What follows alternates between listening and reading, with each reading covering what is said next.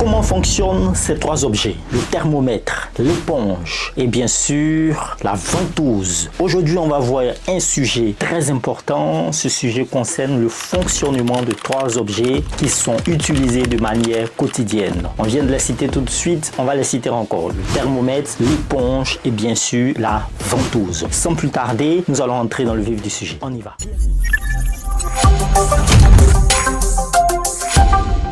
Bienvenue sur la chaîne Science et Culture TV, la chaîne du savoir, la chaîne qui vous informe et qui vous donne les bonnes informations sur la science et sur la vulgarisation de la science. Si vous aimez ce contenu, n'hésitez pas à vous abonner massivement à la chaîne, à mettre un like et à partager. Aujourd'hui, on va voir un sujet très important. On va voir comment fonctionnent ces trois objets au quotidien. On va voir comment fonctionne le thermomètre, on va voir comment fonctionne une ventouse et on va voir comment fonctionne une éponge dans son processus d'aspiration de l'eau. D'accord? Des objets simples que nous utilisons toujours. On utilise la ventouse dans les toilettes pour nettoyer les toilettes. On utilise l'éponge avec les assiettes et tout pour laver les assiettes ou encore pour aspirer l'eau des différents endroits de la cuisine. Et on utilise aussi le thermomètre lorsqu'on ne se porte pas bien ou lorsqu'on veut mesurer la température de notre corps. Aujourd'hui, on va voir comment ces trois objets fonctionnent. Restez bien scotchés. Premièrement, pour commencer, on va voir comment fonctionne un thermomètre. D'accord? Alors, il faut dire que le thermomètre qui est couramment utilisé ou que certaines personnes connaissent, c'est le thermomètre à mercure. Ça veut dire quoi? Ça veut dire qu'il y a du mercure à l'intérieur du thermomètre. Et on utilise le thermomètre pour mesurer la température interne de notre corps. Généralement, le thermomètre, on peut le mettre sous le bras ou encore on peut le mettre à certains endroits qui évacuent de la chaleur sur notre corps. D'accord? Comment fonctionne le thermomètre? Il faut dire qu'à l'intérieur du thermomètre, il y a ce qu'on appelle du mercure. D'accord? Et ce mercure-là, qu'est-ce qui se passe? Lorsque la température augmente, alors ce mercure se dilate et remplit le thermomètre. D'accord? Et lorsque la température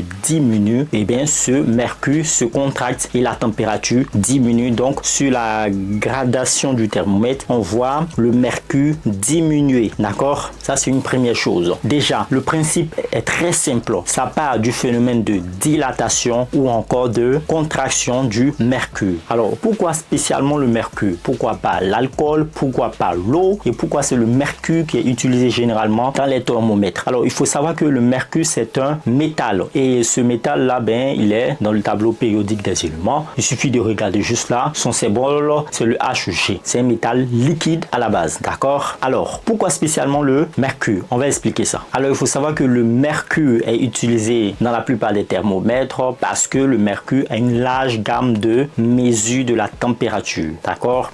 Ça veut dire que en fait le mercure peut rester liquide sur une large plage de température qui part de moins 39 degrés Celsius à 357 degrés Celsius. Donc ce qui permet de mesurer une grande variété de températures. Mais ce n'est pas tout. Il y a ce qu'on appelle une expansion linéaire du mercure. Ça veut dire quoi? Ça veut dire que le mercure se dilate de manière linéaire avec l'augmentation de la température. Donc ce qui permet aussi de mesurer de manière précise et aussi de manière facile. Il y a aussi une bonne conductivité thermique. Ça veut dire que le mercure permet de recevoir tout comme de transmettre la chaleur de manière facile. Il y a aussi la non-évaporation du mercure. Oui, c'est important parce que si on mesure un liquide qui est chaud avec un thermomètre et que ce thermomètre-là, il y a de l'eau dedans, il risque de s'évaporer. D'accord? Or, le mercure ne s'évapore pas de manière facile. Voilà, à des températures normales, ce qui le rend plus efficace pour mesurer certaines températures. Il faut aussi noter aussi la visibilité et la lisibilité. Oui, à travers un thermomètre, lorsqu'il y a un mercure à l'intérieur, c'est facile de le lire parce qu'en fait le mercure a une faible tension de surface, donc ce qui permet en fait de lire facilement ce qu'il y a à l'intérieur. Voilà un peu tout. Vous savez pourquoi est-ce qu'on utilise le mercure. Bien sûr, il y a des thermomètres à alcool, mais ils ne sont pas aussi efficaces que les thermomètres à mercure. Vous savez maintenant comment ça fonctionne. On passe au suivant, au second objet. On va étudier maintenant comment fonctionne une ventouse. D'accord? Déjà, avant d'expliquer comment fonctionne une ventouse, il faut d'abord connaître c'est quoi la pression. Alors la pression, c'est la force sur la surface. D'accord? Alors, ça veut dire que actuellement où je suis là ou actuellement où vous êtes là, vous êtes en train de regarder la vidéo, il y a la pression atmosphérique qui s'exerce sur vous. Ça veut dire que les molécules d'air rentrent en collision avec les molécules de votre corps, de votre peau et ils exercent une pression sur vous. Ça, c'est la pression atmosphérique. C'est de 1 atmosphère ou encore de 10 puissance 5 pascal. Donc ça, c'est la pression atmosphérique. C'est le fait que les molécules d'air exercent exerce une force sur vous. Donc la surface ici c'est vous. La pression c'est la force sur la surface. D'accord? Et bien maintenant que nous connaissons maintenant c'est quoi la pression, on va expliquer maintenant comment est-ce que fonctionne une ventouse. Et bien c'est simple. Quand vous prenez une ventouse et que vous placez cette ventouse sur une surface et que vous appuyez sur la ventouse, vous chassez l'air en fait à l'intérieur de la ventouse. Du coup, vous créez un vide partiel à l'intérieur de la ventouse. Suivez très bien. Alors, lorsque vous créez un vide partiel à l'intérieur de la ventouse, la pression à l'intérieur de la ventouse est plus faible que la pression à l'extérieur de la ventouse. On rappelle encore, la pression, c'est une force sur une certaine surface. Du coup, puisque la pression à l'intérieur de la ventouse est plus faible que la pression à l'extérieur de la ventouse, à l'extérieur de la ventouse, nous avons une pression atmosphérique. Ça veut dire que les molécules d'air vont exercer une force sur la ventouse. Et à l'intérieur de la ventouse, il y a une pression faible. Du coup, vous, pour tirer votre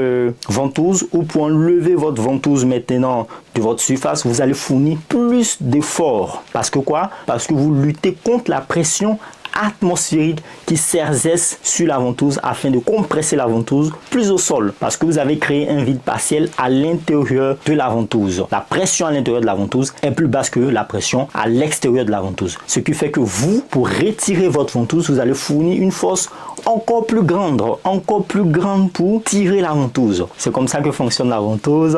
C'est assez simple. Faites-moi savoir ce que vous en pensez dans les commentaires par rapport à cette explication, si vous avez compris ou si vous n'avez pas trop bien compris.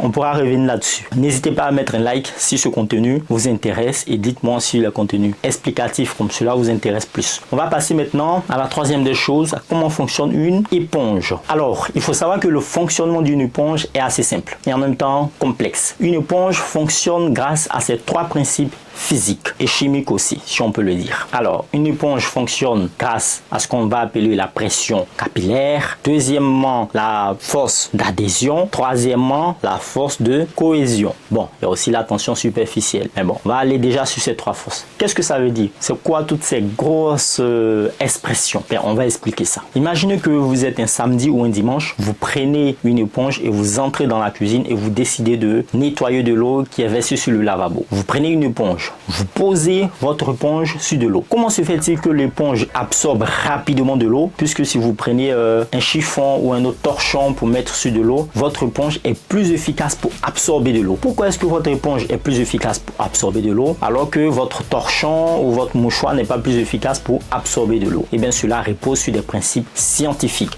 Et c'est ce que nous allons expliquer tout de suite. Premièrement, commençons par la pression. Eh bien, il faut savoir que la pression, c'est la force sur la surface. La pression à l'intérieur des pores de votre éponge, parce que l'éponge est constituée de plusieurs pores, cette pression-là, elle est plus faible qu'à l'extérieur de votre éponge. Du coup, comme la nature a horreur du vide, lorsque vous prenez votre éponge et que vous mettez cette éponge-là sur de l'eau, eh bien, par principe de capillarité, l'eau qui est sur cette surface entre directement dans les pores. Ça, c'est l'une des premières raisons. Deuxièmement, on peut évoquer ici la force d'adhésion entre les parois de notre éponge et bien sûr avec de l'eau. Alors, c'est quoi cette force d'adhésion? Il faut savoir que la molécule d'eau, c'est H2O. La molécule d'eau est constituée de 2 atomes d'hydrogène et 1 atome d'oxygène. Et il faut savoir que les parois de notre éponge sont constituées généralement ça peut être de plastique ou encore de cellulose généralement. Alors, qu'est-ce qui se passe? Eh bien, c'est quoi la force d'adhésion ici? La force d'adhésion, c'est la force en fait qui va permettre à notre éponge de se coller à l'eau. On va expliquer ça de manière simple, d'accord? Alors, vous êtes sans savoir que les bornes positives et les bornes négatives s'attirent. Eh bien, c'est ce qui se passe. En fait, les molécules de cellulose qui constituent en fait la paroi de notre éponge sont constituées ou sont composées des charges positives et de charges négatives. Eh bien, la molécule d'eau aussi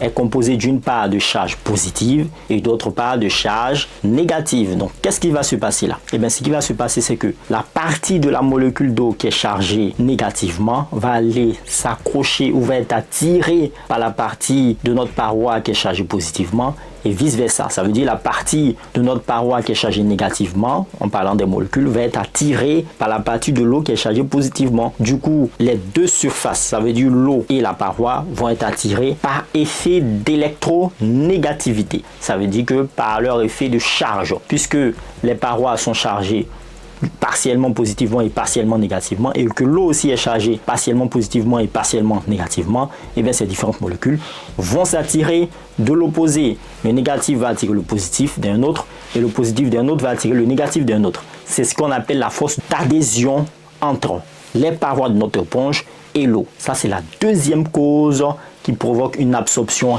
rapide de l'eau par notre éponge. La troisième chose ici, c'est la force de cohésion. Comment se fait-il que lorsque notre eau est absorbée à l'intérieur de l'éponge, comment se fait-il qu'elle reste de manière... l'eau reste ensemble dans l'éponge? On appelle ça la force de cohésion à l'intérieur de notre molécule d'eau. Qu'est-ce qui se passe ici? Alors, il faut savoir que à l'intérieur de notre molécule d'eau, il y a plusieurs processus qui se passent. Alors, il faut savoir que dans l'eau, les charges entre les atomes d'hydrogène et les atomes d'oxygène ne sont pas répartis de manière uniforme. Ça veut dire quoi? Ça veut dire que l'atome d'oxygène est chargé partiellement négativement et l'atome d'hydrogène est chargé partiellement positivement. Ça, c'est pour une seule molécule d'eau. Or, l'eau contient plusieurs molécules d'eau. Donc, lorsque une seule molécule d'eau rencontre une autre molécule d'eau qui a aussi les mêmes critères, ça veut dire qu'il y a son hydrogène qui est chargé positivement et son oxygène qui est chargé négativement, et bien, qu'est-ce qui va se passer? Bien, ils vont s'attirer. Ça veut dire que l'oxygène d'une première molécule qui est chargée négativement, partiellement, et l'hydrogène d'une autre molécule qui est chargé positivement vont s'attirer et vice versa. C'est ce qu'on appelle ici la force de Van der Waals ou Van der Waals. Enfin, je ne sais pas comment on prononce. Voilà, vous aurez l'écriture tout de suite.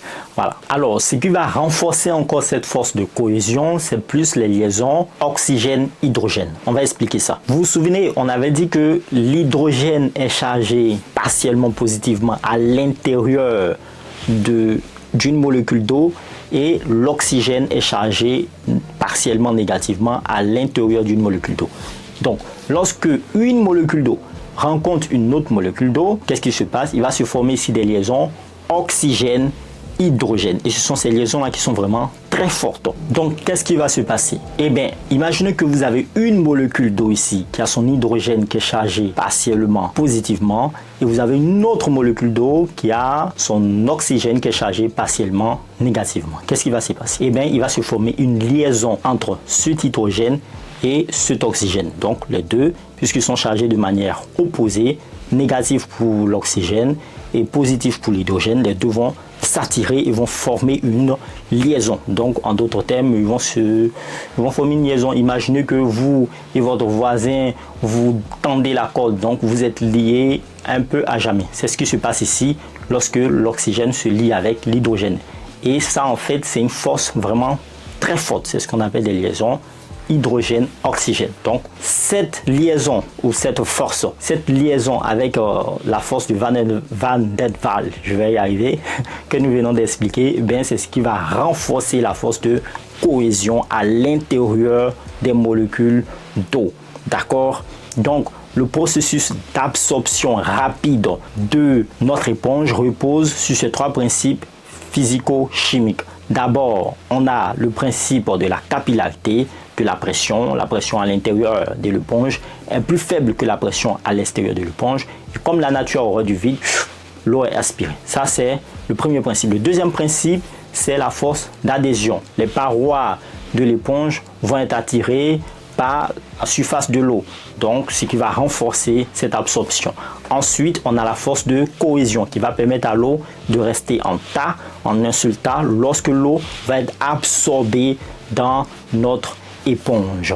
Alors, si vous avez des questions, oui, vous pouvez les poser dans les commentaires. Oui, cette vidéo n'a pas été du tout facile, voilà. Vous savez maintenant comment fonctionne le thermomètre, comment fonctionne l'éponge et comment fonctionne une ventouse. On va faire un résumé, d'accord? On y va. Alors, pour le résumé, il s'agit ici en fait de dire en fait que le thermomètre ici est constitué du mercure.